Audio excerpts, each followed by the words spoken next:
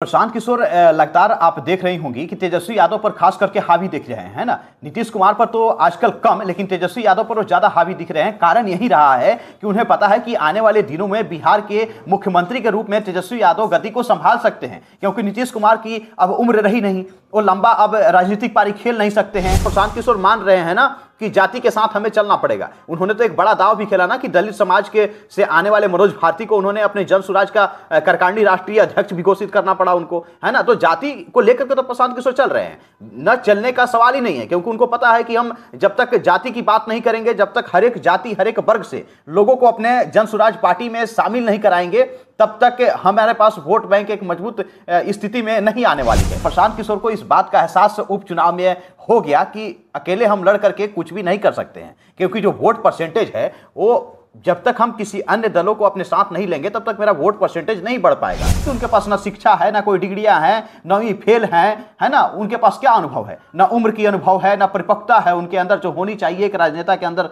जो होनी चाहिए, न उन्हें किसी विषय पर ज्ञान है। यहां तक कि प्रशांत किशोर ने कहा दिया कि जीएसटी का फुल फॉर्म नहीं पता होगा तेजस्वी यादव को। नमस्कार, मैं हूं सिद्धि सिंह और आप देख रहे हैं आगाज एक्सप्रेस। 2 अक्टूबर 2024 को बिहार के इतिहास में एक नई पार्टी यानी कि एक नई राजनीतिक पार्टी जनसुराज की स्थापना होती है, जो प्रशांत किशोर की पार्टी होती है। यूएन से लेकर के सासाराम तक का विजन रखने वाले प्रशांत किशोर ने 2 साल पद यात्रा की और उसके बाद अपनी राजनीतिक ग्राफ की शुरुआत की। उपचुनाव में तो काफी ग्राफ उनका गिर गया, लेकिन अभी भी मनोबल जारी है। विधानसभा चुनाव आने वाला है और प्रशांत किशोर एक बार फिर एड़ी चोटी की जोर लगाकर ललकार रहे। इस मुद्दे पर हम बातचीत करेंगे। बातचीत के लिए हमारे साथ है हमारे सहयोगी संजीव जी। संजीव जी, जिस तरीके से प्रशांत किशोर यूं कहें कि अनशन के बाद अब जाकर के उनका वापस उन्होंने अपना एक रिनोवेशन किया है, आश्रम के जरिए अब रणनीति तैयार की जा रही है। क्या लग रहा है कि बिहार में वो एक तीसरा मोर्चा तैयार कर पाएंगे या फिर प्रशांत किशोर अकेले लड़ने की बात करते हैं? देखिए, प्रशांत किशोर फिलहाल अकेले लड़ने की फिराक में नहीं है, क्योंकि उन्होंने बिहार में जो पिछले दिनों, जो पिछले महीना हम बात कर ले उपचुनाव हुई है, 4 सीटों पर जो उपचुनाव बीती, इमामगंज हो, बेलागंज हो, या फिर तरारी हो, या फिर रामगढ़ हो, इन चारों सीटों पर उनको करारी हार मिली। उन्हें लगता था कि सिंगल पार्टी बन करके हम एक बेहतर मतलब कि चुनाव परिणाम ला सकते हैं, लेकिन उसमें वो फेल हो गए। और बिहार की राजनीति हो या फिर देश के अन्य राज्यों की राजनीति को आप उठाकर देख लीजिए सीधी, तो हर एक राज्य में कहीं ना कहीं गठबंधन के साथ ही कोई भी पार्टी मिलकर के चुनाव लड़ती है और सरकार भी बना पाती है ना। तो प्रशांत किशोर को इस बात का एहसास उपचुनाव में हो गया कि अकेले हम लड़ करके कुछ भी नहीं कर सकते हैं, क्योंकि जो वोट परसेंटेज है वो जब तक हम किसी अन्य दलों को अपने साथ नहीं लेंगे तब तक मेरा वोट परसेंटेज नहीं बढ़ पाएगा। प्रशांत किशोर भले ही फिलहाल अकेले मजबूत अपने आप को दिखाने की कोशिश कर रहे हैं, मजबूती के साथ जन स्वराज को आगे बढ़ाने का कोशिश कर रहे हैं, लेकिन आने वाले दिनों में अब तो चुनाव सितंबर अक्टूबर से, अगर चुनावी कैलेंडर हम देख ले तो सितंबर अक्टूबर में चुनाव संपन्न हो जाना चाहिए इसी साल। तो उसको देखते हुए प्रशांत किशोर को अब लग रहा है कि समय काफी कम है, जितना हो सके पहले अपने पार्टी को हम मजबूत कर ले, यानी कि धरातल स्तर पर मेहनत करके और लोगों को जितना हो सके उतना हम जोड़ ले, ताकि हमारी पार्टी एक मजबूत स्थिति में गांव गांव तक के आम लोगों तक पहुंच जाए। उसके बाद हम गठबंधन पर बात करेंगे। प्रशांत किशोर बिल्कुल एक तीसरा मोर्चा बनाने की कोशिश करेंगे। बिहार में आप देखिएगा तो एक एनडीए गठबंधन है और एक इंडिया गठबंधन है। एनडीए गठबंधन में बहुत सारी छोटी बड़ी पार्टियां शामिल है ना। एनडीए गठबंधन में भी वही हाल है, इंडिया गठबंधन में भी छोटी बड़ी पार्टियां शामिल है। ऐसे ही प्रशांत किशोर भी एक तीसरा मोर्चा बनाने की फिराक में है और एक तीसरा मोर्चा का चुनाव से पहले बिहार में निर्माण होगा और उसको लीड करने का काम प्रशांत किशोर करेंगे, क्योंकि प्रशांत किशोर को यह एहसास हो गया है कि हम जब तक छोटे बड़ी पार्टियों को अपने साथ एक गठबंधन में मर्ज नहीं करेंगे, एक गठबंधन के अंदर ला करके हम जब तक सहमति के साथ चुनावी मैदान में नहीं उतरेंगे, तब तक हमारी पार्टी मतलब कि सत्ता में नहीं आ सकती है। इसलिए प्रशांत किशोर कुछ एनडीए गठबंधन के दल को भी तोड़ने का काम करेंगे, कुछ इंडिया गठबंधन में जो छोटी बड़ी पार्टियां शामिल है उसमें से भी वो तोड़ने का काम करेंगे। और बाकी अन्य पार्टियां भी काफी बिहार में काम कर रही है, जिसे हम और आप नहीं जानते हैं, लेकिन धरातल स्तर पर कई सारी ऐसी पार्टियां हैं जो लगातार काम कर रही है। उन तमाम पार्टियों के साथ मिलकर के प्रशांत किशोर तीसरा मोर्चा बनाएंगे और चुनावी मैदान में बिल्कुल मजबूती के साथ उतरने का काम करेंगे। जी संजीव जी, जैसा आपने कहा कि तोड़ मड़ोड़ का जो है सिलसिला शुरू होने वाला है। बिल्कुल। पहले भी प्रशांत किशोर को बी टीम बताया जाता था बीजेपी का। क्या लगता है कि प्रशांत किशोर तोड़ मरोड़ करने के बजाय कहीं खुद एनडीए गठबंधन के रास्ते पर उनके साथ जुड़ने का तो काम नहीं कर देंगे? नहीं नहीं, देखिए एनडीए गठबंधन में जाने का प्रशांत किशोर का सवाल ही नहीं है, क्योंकि उन्हें पता है कि एनडीए गठबंधन को लीड करने वाले दो बड़े नेता हैं, है ना। एक बीजेपी के बड़े नेता जो राष्ट्रीय अध्यक्ष हैं, है ना, जेपी नड्डा। दूसरा बिहार में नीतीश कुमार ही देखते हैं एनडीए गठबंधन को, क्योंकि सबसे बड़ा लीडर तो नीतीश कुमार ही हैं एनडीए गठबंधन का। बिहार की हम बात कर रहे हैं तो उन्हें पता है कि नीतीश कुमार हमें आगे नहीं बढ़ने देंगे। बीजेपी के जो पहले से तमाम बड़े नेता है वो हमें आगे नहीं बढ़ने देंगे।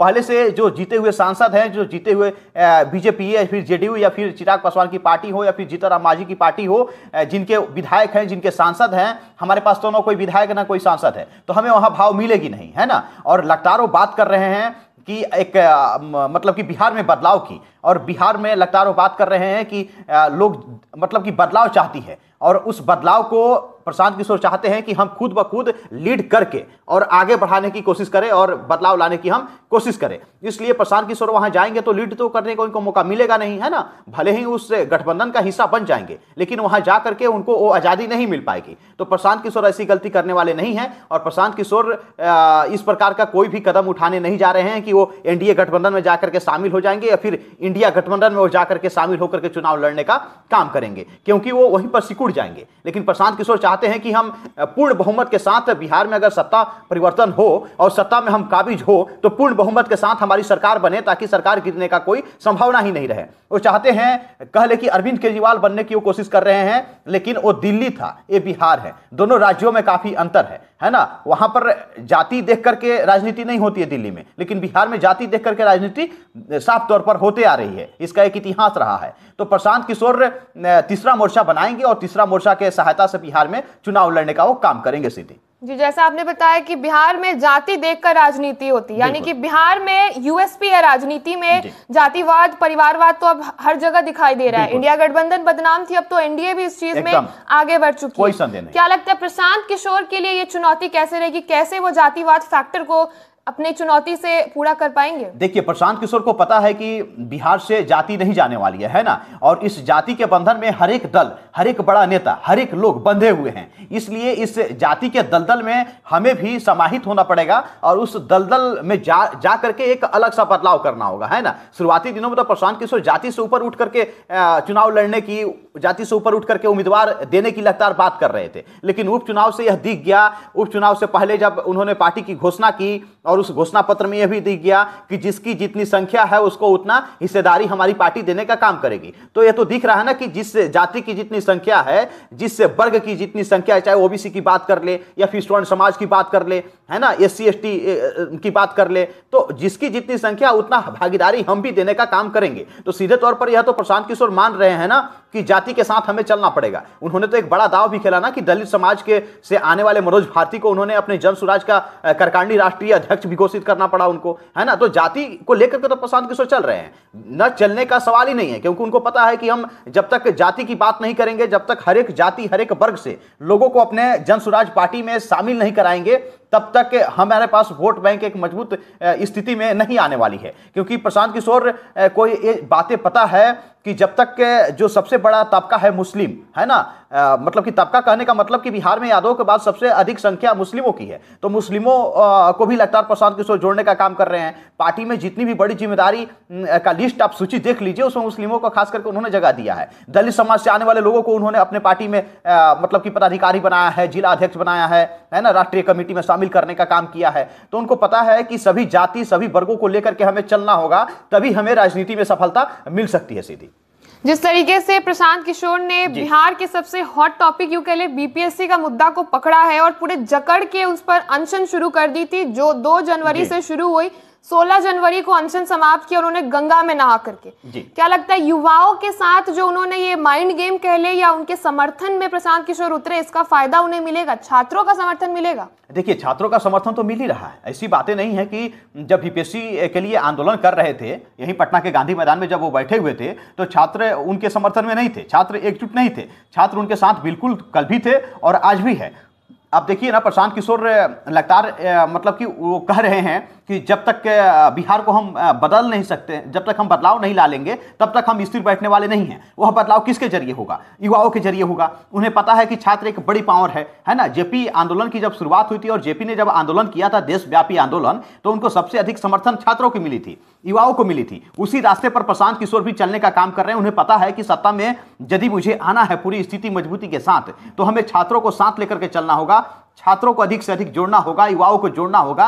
क्योंकि कोई भी छात्र को यदि वो जनसुराज के माध्यम से मतलब कि जोड़ने में सफल होते हैं, जनसुराज में वो किसी भी युवा, किसी भी छात्र को लाते हैं, तो उन्हें पता है कि जिस घर से एक छात्र हम ला देंगे, वो घर जनसुराज की हो जाएगी। जनसुराज की हो जाने का मतलब यह है कि जब वो छात्र जनसुराज के विचारधाराओं से जब प्रभावित हो जाएगा, तो अपने परिवार में जाकर के अपने पापा मम्मी हो, चाचा चाची हो, दादा दादी हो, उनको मोटिवेट कर सकेगा, समझा सकेगा कि देखो बिहार को बदलने की बात सिर्फ और सिर्फ प्रशांत किशोर कर रहे हैं। बिहार में बेरोजगारी है, शिक्षा बदहाल दिख रही है, स्वास्थ्य व्यवस्था में बदहाली दिख रही है, इसे कहीं ना कहीं सुधार करने का काम प्रशांत किशोर करेंगे। इसलिए प्रशांत किशोर को ही वोट करना है, प्रशांत किशोर को ही समर्थन करना है। तो उनको पता है कि कहां पर वार करना है और कहां पे चोट पहुंचाना है। यही कारण है कि छात्रों से लगातार संवाद स्थापित कर रहे हैं, युवाओं से लगातार संवाद स्थापित कर रहे हैं और युवाओं और छात्रों को जोड़ने की कोशिश कर रहे हैं और जेपी की बताए हुए रास्तों पर चलने का काम भी कर रहे हैं कि पहले छात्र और युवा को जोड़िए, फिर आप अपने आप मजबूत हो जाएंगे। सीधी एक और चुनौती की अगर हम बात करें संजीव जी, तो बिहार का जो दो पॉपुलर फेस होता है राजनीति में, चाचा भतीजा यानी नीतीश कुमार, तेजस्वी यादव,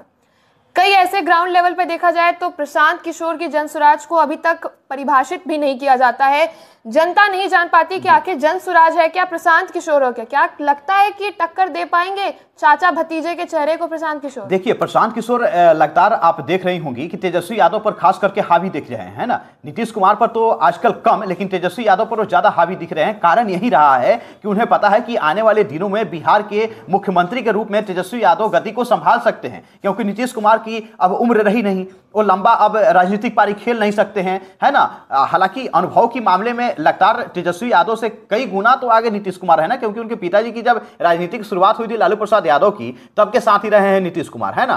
तो नीतीश कुमार और तेजस्वी यादव दोनों का तुलना करना बेहतर नहीं है कि भले ही बिहार की राजनीति में दो ही चेहरा है, एनडीए गठबंधन की तरफ से नीतीश कुमार और इंडिया गठबंधन की तरफ से तेजस्वी यादव। ये बात प्रशांत किशोर को पता है कि नीतीश कुमार का भविष्य नहीं है, इसलिए प्रशांत किशोर पर हमें चोट करने से, वार करने से कुछ हद तक सफलता मिलने वाली नहीं है। हमें वार करना चाहिए जो बिहार की सत्ता संभालने का मतलब कि जिसको कह ले कि मिलने वाली है, मतलब कि तेजस्वी यादव को मिल सकता है। बिहार की जनता ये मौका दे सकती है, क्योंकि 2020 के चुनाव में आपने देखा होगा, 15 के चुनाव में भी देखा होगा, काफी मजबूती के साथ राज पार्टी की विधायकों की संख्या में बढ़ोतरी हुई। तो प्रशांत किशोर को लग रहा है कि आने वाला बिहार का जो भविष्य है, जो सीएम चेहरा है, सीएम पद की कुर्सी संभालने वाला कोई व्यक्ति है तो तेजस्वी यादव ही है। इसलिए तेजस्वी यादव पर ही वार करना, चोट पहुंचाना बेहतर रहेगा। और लगातार तेजस्वी यादव पर हावी भी दिख रहे हैं। आप देखिए ना, प्रशांत किशोर की पुरानी बयान को उठा करके या फिर जो आजकल लगातार तेजस्वी यादव पर बयान दे रहे हैं, वो सीधे तौर पर कह रहे हैं ना कि उनके पास ना शिक्षा है, ना कोई डिग्रियां हैं,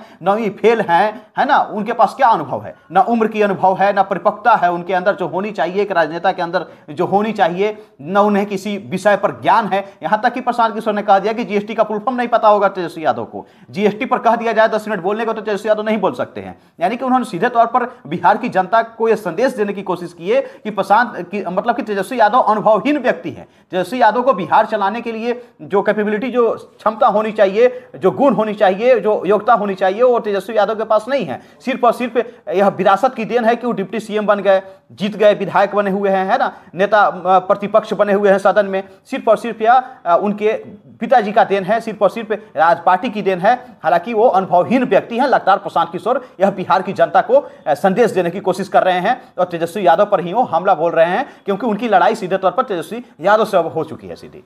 देखिए, प्रशांत किशोर की यात्रा की अगर बात करें तो पद यात्रा से लेकर के गांधी मैदान में धरने से लेकर के अब गंगा के तट पर सत्याग्रह आश्रम तक वो बढ़े। क्या लगता है कि वहां से तय की गई जो रणनीति है उनके लिए काफी फायदेमंद हो पाएगी? कैसे वो 25 की विधानसभा के लिए तैयार करेंगे? देखिए, प्रशांत किशोर को पता है कि अब चुनाव में महज काफी कम समय बचा हुआ है, कम महीनों का ही खेल है ना। तो प्रशांत किशोर को लगता है कि अब गांव-गांव घूमने से बेहतर है कि हम पटना से ही पूरे बिहार को क्यों ना गाइड करें। और लगातार आप देखिए ना, जब से प्रशांत किशोर सत्याग्रह आश्रम की उन्होंने जब से नींव डाली है, जब से मरीन ड्राइव के पास वो बैठे हुए हैं, तब से लगातार हर एक वर्ग के लोगों को, हर एक समाज के लोगों को लगातार वो आश्रम में बुला रहे हैं, है ना। लोगों से संवाद स्थापित करने की कोशिश कर रहे हैं, लोगों की क्या कुछ मूलभूत समस्याएं हैं, क्या कुछ सुधार करने की आवश्यकता है ना। जन स्वराज को कैसे मजबूत किया जाए, कैसे इसका विस्तार किया जाए, लगातार उसी सत्याग्रह आश्रम से प्रशांत किशोर वहां से रणनीति बना रहे हैं। और प्रशांत किशोर लगातार यह कोशिश कर रहे हैं कि हर एक समाज के लोगों को, हर एक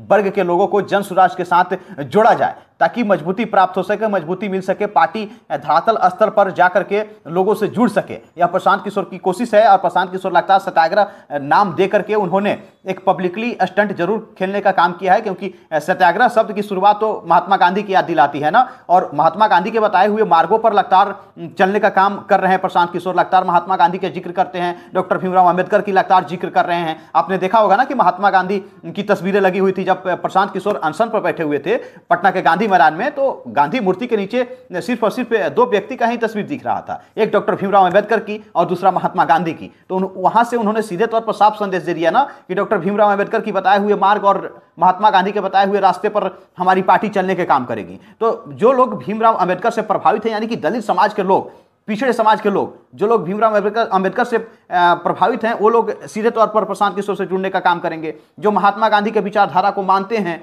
है ना, गॉडसे के रास्ते पे नहीं चलते हैं, महात्मा गांधी को जो लोग अपना आदर्श मानते हैं, वहां से उन्होंने संदेश दिया कि आपका भी इस पार्टी में स्वागत है, क्योंकि उनके विचारधारा के साथ हमारी पार्टी बिहार में आगे बढ़ने का काम करेगी, आपकी विचारधारा को मानेगी हमारी पार्टी। तो वहां से इन्होंने साफ तौर पर संदेश दे दिया है ना। खास करके प्रशांत किशोर दलित समाज को एकजुट करने की कोशिश कर रहे हैं। आपने पिछले दिनों देखा होगा कि दलित समाज के लोगों को, दलित समाज के बुद्धिजीवियों को, दलित समाज के बड़े बड़े समाजसेवी को प्रशांत किशोर ने अपने सत्याग्रह आश्रम में बुलाने का काम किया था। वो संख्या सैकड़ों और हजारों में थी। और सभी लोगों के साथ मिल करके उन्होंने एक बहुत बड़ी कही जा रही की योजना उन्होंने बनाने का काम किया है कि सत्ता में हम आएंगे तो दलित समाज के लिए क्या क्या कर सकते हैं, दलित समाज के उत्थान में हमारी पार्टी कहां तक भूमिका निभा सकती है, ताकि जिससे दलित समाज का जो वोट बैंक है, जो लगातार कहा जाता है कि जीतन राम मांझी की है, चिराग पासवान की है, उस वोट बैंक में सेंधमारी किया जा सके सीधी। देखिए, बहुत बार जब भी हम बात करते हैं भारतीय जनता पार्टी हो जाए, जेडीयू हो जाए या आरजेडी हो जाए, प्रशांत किशोर पे काफी निम्न स्तर की जो कमेंट बाजी की जाती है, कभी उन्हें टेंट वाला, बिजनेसमैन, ये सब कहा जाता है। जो बीपीएससी मुद्दा हुआ उसके बाद छात्रों ने प्रशांत किशोर को अपने न्याय का देवता तक मान लिया था। जो हाईलाइट हुए और जो लीडरशिप की जो छवि बनी है प्रशांत किशोर को, क्या लगता है कि बीजेपी या यूके एनडीए गठबंधन और महागठबंधन को अब डरने की जरूरत है प्रशांत किशोर से? देखिए, बिल्कुल साफ तौर पर एनडीए गठबंधन के तमाम जो दल हैं, जो तमाम दलों के नेता हैं, एनडीए गठबंधन हो या फिर इंडिया गठबंधन के तमाम जो दल के नेता हैं, वो लगातार प्रशांत किशोर पर बोल रहे हैं ना। जो नेता कल तक कहता था कि प्रशांत किशोर कौन है, प्रशांत किशोर को हम नहीं जानते हैं, है ना, कौन है प्रशांत किशोर बिहार की राजनीति में, जिस नेता पर कोई पार्टी के नेता बोलने की मतलब की कोशिश नहीं करता था, जो भाव नहीं देता था, वो आज प्रशांत किशोर पर खुलकर बोल रहा है। और प्रशांत किशोर की तरफ से जैसे ही किसी प्रकार की प्रतिक्रियाएं जिस पार्टी के नेताओं पर आती है, उस पार्टी के प्रवक्ता हो या फिर पार्टी के बड़े नेता हो, तुरंत उस पर प्रतिक्रिया अपना देते हैं। तो प्रशांत किशोर को लेकर के एक अंदर से हर एक पार्टी के नेताओं के अंदर डर जरूर बनी हुई है। उन्हें पता है कि प्रशांत किशोर एक बड़ा बिहार की राजनीति में गेम चेंजर बन सकते हैं, क्योंकि उनके पास एक मतलब की रणनीति बनाने का एक अनुभव है। उन्होंने कई राज्यों के लिए, कई मुख्यमंत्रियों के लिए काम किया है, चाहे पश्चिम बंगाल की बात कर ले, तमिलनाडु की बात कर ले, या फिर बिहार में नीतीश कुमार की बात कर ले। यहां तक कि शुरुआती दिनों में जब 2014 का चुनाव हो रहा था, तब बीजेपी के लिए भी उन्होंने काम किया था, गुजरात चुनाव के लिए उन्होंने काम किया था। तो उनके पास एक लंबा मतलब कि कह ले कि रणनीति बनाने का अनुभव जरूर है। और उसी अनुभव के सहारे बिहार की राजनीति में वह सत्ता परिवर्तन की बात कर रहे हैं। और उसी अनुभव के वजह से नीतीश कुमार ने अपने पार्टी में उन्होंने राष्ट्रीय उपाध्यक्ष तक बनाया था, सीएम आवास में रहने का उनको मौका भी दिया था, क्योंकि नीतीश कुमार को पता था कि इस बंदा के पास दिमाग है कि कैसे लोगों को जोड़ना है, कैसे पार्टी को मजबूत करना है, कैसे सत्ता परिवर्तन किया जा सकता है। यही कारण रहा कि नीतीश कुमार ने जगह देने का काम किया। भले ही आज नीतीश कुमार के विरोध में ही प्रशांत किशोर उतर गए हैं और अलग पार्टी उन्होंने बना लिया है, लेकिन फिर भी प्रशांत किशोर को लेकर के सभी पार्टी के नेता डरे हुए हैं, सहमे हुए हैं कि प्रशांत किशोर एक बड़ा किंग मेकर की भूमिका में 2025 में जो इस साल चुनाव होने वाला है उसमें जरूर साबित हो सकते हैं। चलिए, तो बिहार की हवाओं में एक बार फिर से प्रशांत किशोर की लहर दिखाई दे रही है, जन स्वराज की गूंज सुनाई दे रही है। अब ये देखना दिलचस्प होगा कि गांधी मैदान से लेकर के गंगा घाट तक सत्याग्रह आश्रम की तैयारी के बाद क्या रणनीति तय करते हैं प्रशांत किशोर और जनसुराज की पार्टी, और किस तरीके से 25 के विधानसभा चुनाव के लिए अपनी तैयारी करते हैं। एनडीए गठबंधन हो या महागठबंधन को किस तरीके की चुनौती मिलती है जनसुराज के साथ, प्रशांत किशोर के साथ, ये देखना काफी दिलचस्प हो जाएगा। ऐसे तमाम खबरों के लिए आप जुड़े रहे हमारे साथ और देखते रहे आगाज एक्सप्रेस।